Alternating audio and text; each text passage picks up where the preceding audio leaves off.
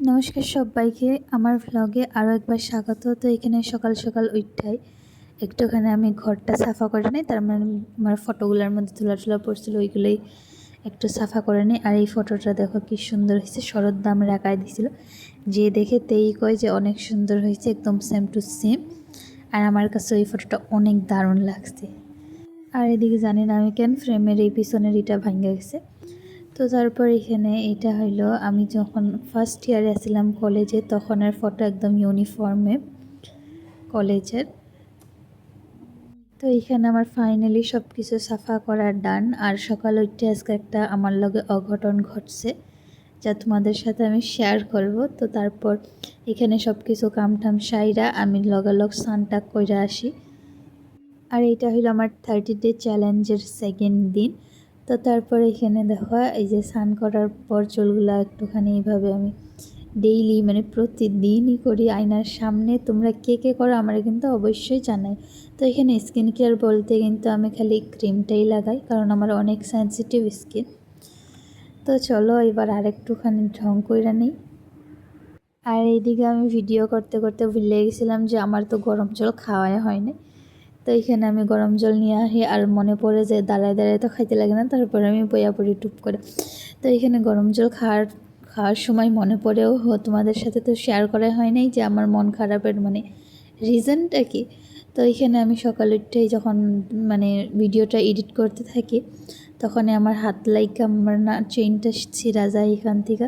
তো মনটা অনেক খারাপ হয়ে যায় সকাল সকালে, মানে এরকম হয়। তো যাই হোক, কিছু করার নাই, এখন ছিঁড়া গেছে যেহেতু।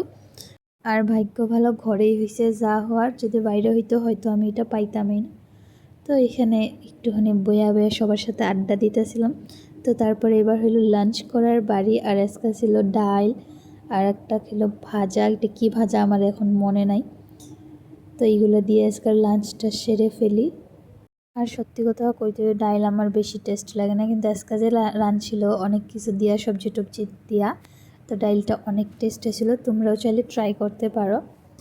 তারপর এখানে আমার খাওয়া দাওয়া ডান। আর এখানে খাওয়া দাওয়া শেষে একটুখানি ঘুমাই। তারপর বুনু ফোন করে যে অগবাড়ি পূজা, তো প্রসাদ নিতে যাই আমরা দুইজন।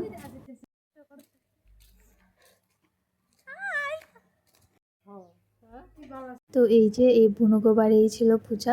আর আমার মতো শনি পূজার প্রসাদ কার কার খাইতে টেস্ট লাগে আমার কিন্তু অবশ্যই জানাইও। আমার ভিডিওই বানালো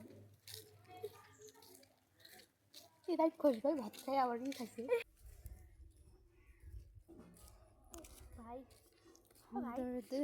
আমি বলে বেশি খাই, তুমি না